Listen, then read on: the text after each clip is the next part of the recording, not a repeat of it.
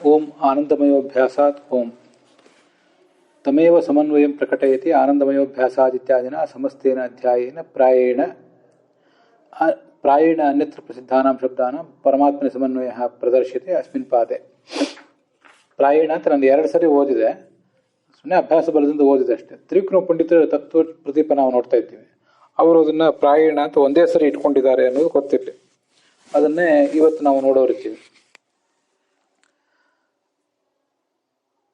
ಶಾಸ್ತ್ರ ಯೋನಿ ಸೂತ್ರೇಣಾಪಿ ತತ್ರ ತತ್ರ ಶಾಸ್ತ್ರ ಯೋನಿತ್ವ ಪ್ರಸಾದಕಾನಾಂ ಅಧಿಕರಣಾನಾಂ ಅಸ್ತಿಯವ ಸಂಗತಿ ಸಮಸ್ತೇನ ಅಧ್ಯಾಯನ ಸಮನ್ವಯಂ ವಕ್ತಿ. ಇಷ್ಟೆಲ್ಲ ವಿಷಯ ನಾವು ಕಳೆದ ದಿವಸ ನೋಡಿದ್ದೇವೆ. ಪ್ರಾಯೇಣೇತಿ ದೇವತಾಧಿಕರಣೆ ಪ್ರಾಸಂಗಿಕ ಅಧಿಕಾರಾದಿ ವಿಚಾರಾತ್ ತತ್ರ ಗತ್ಯಂತರ ಅಭಾವಾತ್. ಪ್ರಾಯೇಣ ಅಂತ ಯಾಕೆ ಹೇಳಿದ್ದಾರೆ? ತಮೇವ ಸಮನ್ವಯಂ ಪ್ರಕಟಯತಿ ಆನಂದಮಯೋಭ್ಯಾಸಾದಿತ್ಯಾದಿನ ಸಮಸ್ತೇನ ಅಧ್ಯಾಯನ ಪ್ರಾಯೇಣ. ಈ 1ನೇ ಅಧ್ಯಾಯದಲ್ಲಿ ಪ್ರಾಯ ಆ ಸಮನ್ವಯವನ್ನೇ ತೋರಿಸ್ತಾರೆ ಅಂತ ಹೇಳಿದ್ದಾರೆ. ಯಾಕೆ ಪ್ರಾಯ ಅಂತ ಯಾಕೆ ಹೇಳಬೇಕು? ಸಮನ್ವಯವನ್ನೇ ಸಂಪೂರ್ಣವಾಗಿ ತೋರಿಸ್ತಿದ್ದಾರೆ ಅಂತ ಯಾಕೆ ಹೇಳಬಾರದು ಅಂತ ಪ್ರಶ್ನೆ ಬಂದರೆ, ಅದಕ್ಕೆ ಈಗಾಗಲೇ ನಾವು ಅದನ್ನು ಟೀಕಾದಲ್ಲಿ ನೋಡಿದ್ದೀವಿ. ನಡುವೆ ಇಲ್ಲೇ ದೇವತಾಧಿಕರಣ ಅಂತ ಒಂದು ಅಧಿಕರಣ ಬರೋದಿದೆ. ಅಲ್ಲಿ ಆ ಅಧಿಕಾರದ ಬಗ್ಗೆ ವಿಚಾರ ಮಾಡ್ತಾರೆ. ಈ ಶಾಸ್ತ್ರಕ್ಕೆ ಅಧಿಕಾರಿಗಳು ಯಾರು ಅಂತ. ಅದು ಪ್ರಾಸಂಗಿಕವಾದಂಥ ವಿಷಯ. ದೇವತಾಧಿಕರಣ ಆದಿ ಇದು ಹಾಗೆ ಅದೇ ಮೊದಲಾದ ಬೇರೆ ಬೇರೆ ಅಧಿಕರಣಗಳು. ಹೀಗೆ ಪ್ರಾಸಂಗಿಕವಾಗಿ ಒಂದೇನಾದರೂ ವಿಷಯ ಪ್ರಸ್ತುತ ಆದರೆ ಅದು ಮುಖ್ಯವಾದ ವಿಷಯದ ಪ್ರತಿಪಾದನೆಗೆ ಅನುಕೂಲಕರಾಗುವಂತಿದ್ರೆ ಆವಾಗ ನಾಮ ಸಮನ್ವಯ ಇಲ್ಲದೆ ಹೋದರೂ ಕೂಡ, ಭಗವಂತನಲ್ಲಿ ನಾಮ ಸಮನ್ವಯ ಇಲ್ಲದೆ ಹೋದರೂ ಕೂಡ ಅಲ್ಲಿ ಬೇರೆ ಏನಾದರೂ ವಿಷಯ ಹೇಳಿರ್ತಾರೆ. ಆ ಬೇರೆ ವಿಷಯ ಹೇಳಿದರೂ ಕೂಡ ಮತ್ತೆ ಅದು ನಾಮ ಸಮನ್ವಯಕ್ಕೆ ಉಪಯುಕ್ತ ಆಗುವಂತಲೇ ಇರ್ತದೆ. ಆದ್ದರಿಂದ 90% ಭಾಗ 95% ಭಾಗ ನಾಮ ಸಮನ್ವಯನೇ ಮಾಡಿರ್ತಾರೆ. ಕೆಲವು ಕಡೆ ಗತ್ಯಂತರ ಅಭಾವ, ಬೇರೆ ಮಾರ್ಗ ಇಲ್ಲ, ಆದ್ದರಿಂದ ಸಂಬಂಧಪಟ್ಟ ವಿಷಯಗಳನ್ನು ಹೇಳಿರ್ತಾರೆ. ಅದು ದೇವತಾಧಿಕರಣ ಅಂತಿದೆ, ಮತ್ತಿನ್ನು ಮನುಷ್ಯಾಧಿಕರಣ, ಅಪಶೂದ್ರಾಧಿಕರಣ ಅಂತಿದೆ. ದೇವತಾಧಿಕರಣದಲ್ಲಿ ಯಾರೋ ಅದಕ್ಕೆ ಅಧಿಕಾರಿಗಳು ಅಂತ ಅನ್ನೋದನ್ನು ಹೇಳಿದ್ದಾರೆ. ಮನನ ಮಾಡುವವರೆಲ್ಲರೂ ಕೂಡ ಅಧಿಕಾರಿಗಳು ಅಂತ ಈಗಲ್ಲಿ ವಿಷಯ ಬಂದಿದೆ. ಹಾಗಾದರೆ ಎಲ್ಲ ವರ್ಣದವರು ಅಧಿಕಾರಿಗಳ ಅಂದರೆ ಬ್ರಾಹ್ಮಣ, ಕ್ಷತ್ರಿಯ, ವೈಶ್ಯ ಇವರು ಅಧಿಕಾರಿಗಳು ಅಂತಲ್ಲಿ ಸ್ಪಷ್ಟಪಡಿಸಿದ್ದಾರೆ. ಅದಕ್ಕಾಗಿ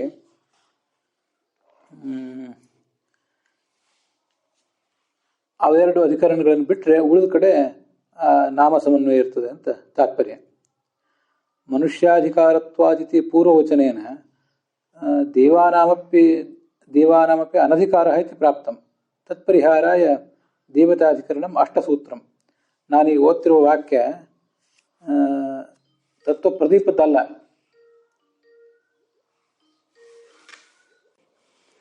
ಈಗ ನಾನು 1-2 ವಾಕ್ಯ ಓದಿದೆ. ಇದೆಲ್ಲವೂ ಕೂಡ ತತ್ವಪ್ರದೀಪದ್ದಲ್ಲ. ತತ್ವಪ್ರದೀಪಕ್ಕೆ ಗೋವಿಂದಾಚಾರ್ಯನ ವ್ಯಾಖ್ಯಾನ ಮಾಡಿದ್ದಾರೆ, ಅಲ್ಲಿದ್ದು ವಾಕ್ಯ ಓದಿದೆ. ಅದರಿಂದ ನಿಮ್ಮ ಪುಸ್ತಕದಲ್ಲಿ ಸಿಗದೆ ಹೋದರೆ ಅದ್ರ ಬಗ್ಗೆ ಏನು ವಿಚಾರ ಮಾಡಬೇಡಿ.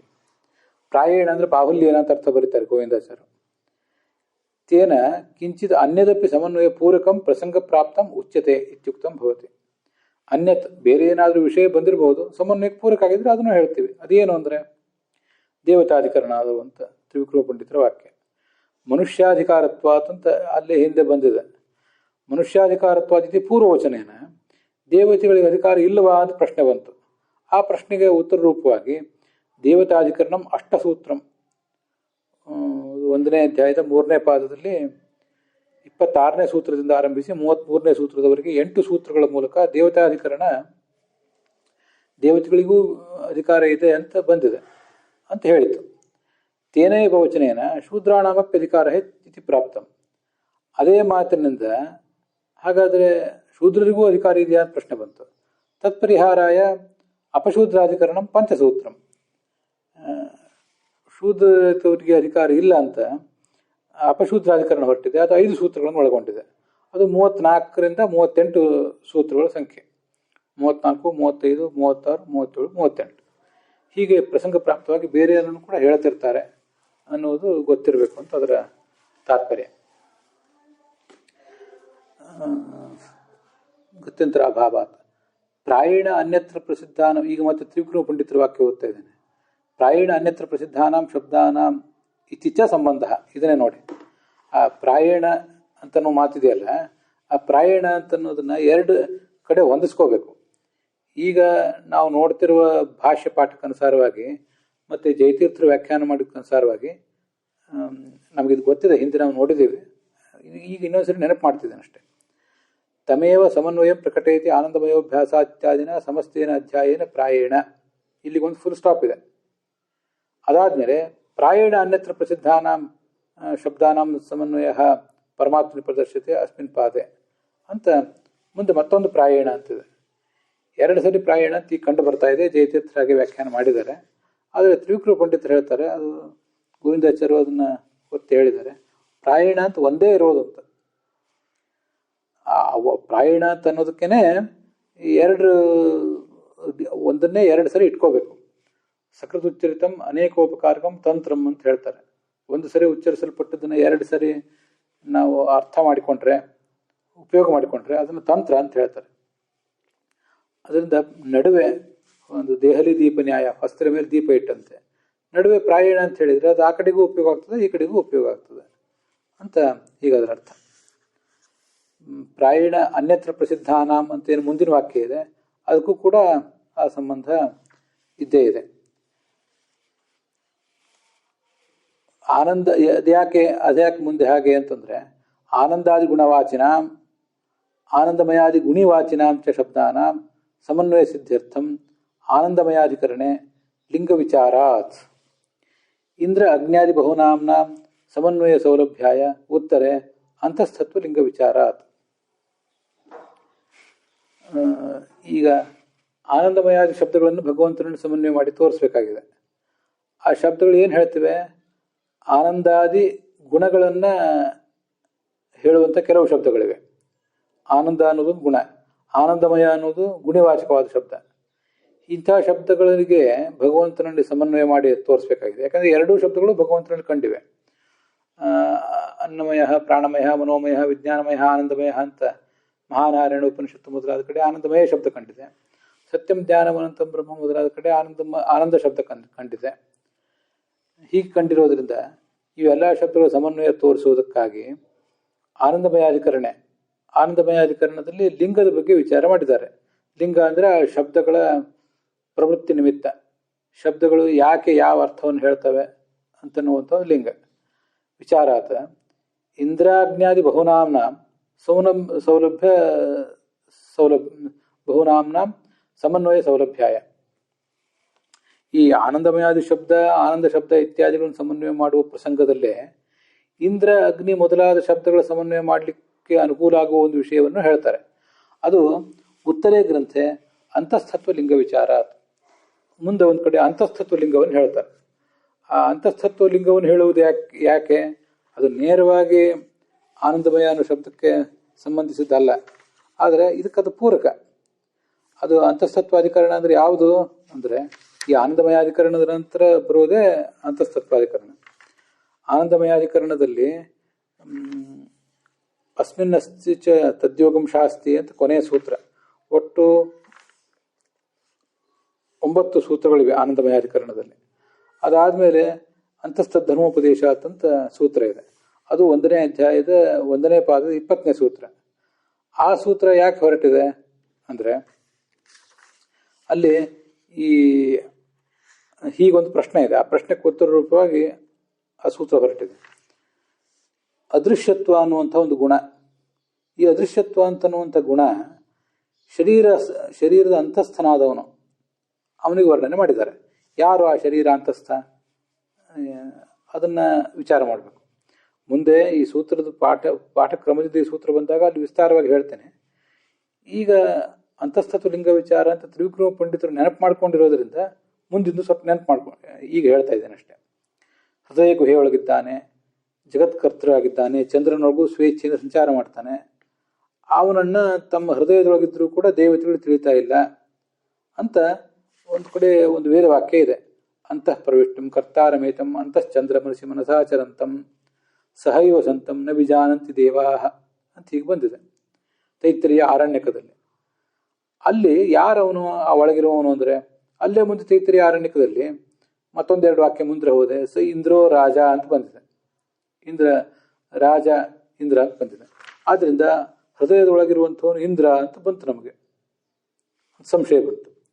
ಅಥವಾ ಹೃದಯದೊಳಗಿರುವಂಥವನು ಸೂರ್ಯನೇ ಆಗಿದ್ದಾನೇನೋ, ಅದು ಕೂಡ ತೈತ್ತಿರೀಯ ಆರಣ್ಯಕದಲ್ಲಿ ಸಪ್ತಯುಂಜಂತಿ ರಥಮೇಕ ಚಕ್ರಂ, ಒಂದು ಚಕ್ರವುಳ್ಳಂಥ ಒಂದು ರಥವನ್ನು 7 ಕುದುರೆಗಳು ಹೊರತವೆ ಅಂತ ಬಂತು. ಆದ್ದರಿಂದ ಹೃದಯದೊಳಗೆ ಅದೃಶ್ಯನಾಗಿರುವವನು ಸೂರ್ಯನೋ ಅಂತ ಪ್ರಶ್ನೆ ಬಂತು. ಆದ್ದರಿಂದ ಹಿಂದಿನ ಆನಂದಮಯ ಅಧಿಕರಣದಲ್ಲಿ ಆನಂದಮಯೋಭ್ಯಾಸ ತನ್ನುವ ಸೂತ್ರದಲ್ಲಿ ಹೇಳಲ್ಪಟ್ಟವನು ಇಂದ್ರನ ಅಥವಾ ಸೂರ್ಯನ ಅಂತ ಒಂದು ಜಿಜ್ಞಾಸೆ ಬಂತು. ಆನಂದಮಯ ಅಧಿಕರಣ ಎಲ್ಲ ಓದಿದ ಮೇಲೆ ಕೂಡ ಅದಕ್ಕೆ ಅದು ಸರಿಯಲ್ಲ. ಆನಂದಮಯಾಧಿಕರಣದಲ್ಲಿ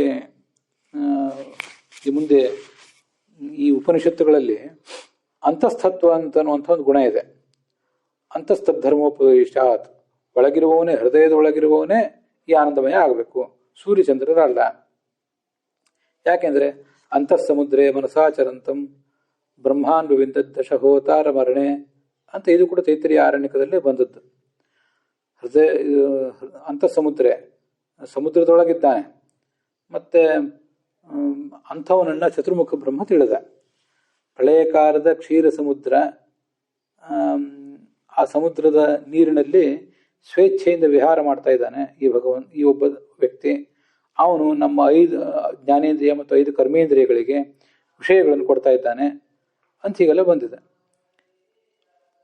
ಹೀಗೆ ಕ್ಷೀರ ಸಮುದ್ರಶಾಹಿ ಅನ್ನುವ ಗುಣ ಅದು ಇಂದ್ರ ಸೂರ್ಯ ಇತ್ಯಾದಿಗಳಿಗೆ ಸಂಬಂಧಪಡೋದಿಲ್ಲ. ಇದೇ ಅಂತಹ ತದ್ಧರ್ಮೋಪದೇಶ. ಅಂತಹ ಅಂದರೆ ಒಳಗಿರುವವನು ಯಾರು? ವಿಷ್ಣುವೇ ಆಗಬೇಕು, ಸೂರ್ಯಚಂದ್ರರಲ್ಲ. ಸೂರ್ಯಚಂದ್ರರಲ್ಲಿ ಕ್ಷೀರಸಾಗರ ಶಾಹಿತ್ವ ಅನ್ನುವ ಗುಣ ಇಲ್ಲ ಅಂತ ಅಲ್ಲಿ ಮುಂದೆ ಹೇಳ್ತಾರೆ. ಹೀಗೆ ಆ ಇಂದ್ರ ಚಂದ್ರ ಇತ್ಯಾದಿ ಶಬ್ದಗಳ ಒಂದು ಅದರದ್ದೊಂದು ಸಮನ್ವಯ ಬೇರೆನೇ ಇದೆ. ಇಲ್ಲಿ ಸದ್ಯ ಆನಂದಮಯದ ವರ್ಣನೆ ಇದೆ. ಇಷ್ಟಾದರೂ ಕೂಡ ಆನಂದಮಯಾದಿಗಳ ನಡುವೆನೇ ಅಂತಸ್ಥಧರ್ಮೋಪದೇಶ ಅನ್ನುವ ಸೂತ್ರ ಯಾಕೆ ಬಂದಿದೆ ಅಂದರೆ, ಇಂದ್ರಚಂದ್ರಾದಿ ಶಬ್ದಗಳ ಸಮನ್ವಯ ಮಾಡಿ ತೋರಿಸಿದರೆ ಅದು ಆನಂದಮಯ ಶಬ್ದದ ಸಮನ್ವಯಕ್ಕೂ ಕೂಡ ಉಪಯೋಗ ಆಗ್ತದೆ. ಅದಕ್ಕಾಗಿ ಕೆಲವು ಸರಿ ಅಂಥದನ್ನು ಮಾಡ್ತಾರೆ, ಬೇರೆದನ್ನು ಅಂತ ಅವರ ತಾತ್ಪರ್ಯ. ನೋಡಿ, ಇಂದ್ರಾದಿ ಬಹುನಾಂನಾಂ, ಇಂದ್ರ ಅಗ್ನಿಯಾದಿ ಬಹುನಾಂನಾಂ ಸಮನ್ವಯ ಸೌಲಭ್ಯಾಯ. ಇಂದ್ರ, ಅಗ್ನಿ, ಸೂರ್ಯ ಮೊದಲಾದ ಅನೇಕ ನಾಮಗಳ ಸಮನ್ವಯದ ಸೌಲಭ್ಯಕ್ಕಾಗಿ ಮಾಡ್ತಾರೆ. ಅದು ಯಾತಕ್ಕಾಗಿ ಅಂದರೆ ಆನಂದಮಯಾದಿ ಗುಣಿವಾಚಿನಾಂ ಶಬ್ದಾನಾಂ ಸಮನ್ವಯ ಸಿದ್ಧಾರ್ಥಂ. ಈ 1ನೇ ಅಧ್ಯಾಯದ 1ನೇ ಪಾದದಲ್ಲಿ ಆನಂದಮಯಾದಿ ಶಬ್ದಗಳ ಸಮನ್ವಯ ಸಿದ್ಧಿ ಆಗಬೇಕಾಗಿದೆ. ಅದಕ್ಕೆ ಪೂರಕವಾಗಿ ಇಂದ್ರ, ಅಗ್ನಿ ಇತ್ಯಾದಿ ಶಬ್ದಗಳ ಸಮನ್ವಯವನ್ನು ಕೆಲವು ಸರಿ ಮಾಡಿಸ್ತಾರೆ. ಹೀಗೆ ಕೆಲವು ಬಾರಿ ಸ್ವಲ್ಪ ವ್ಯತ್ಯಾಸ ಬಂದ್ರೂ ಪ್ರಾಯ ನಾವು ಹಿಂದೆ ನೋಡಿರುವ ವ್ಯವಸ್ಥೆ ಏನಿದೆ ಆ ವ್ಯವಸ್ಥೆನೇ ಮುಂದುವರಿತದೆ.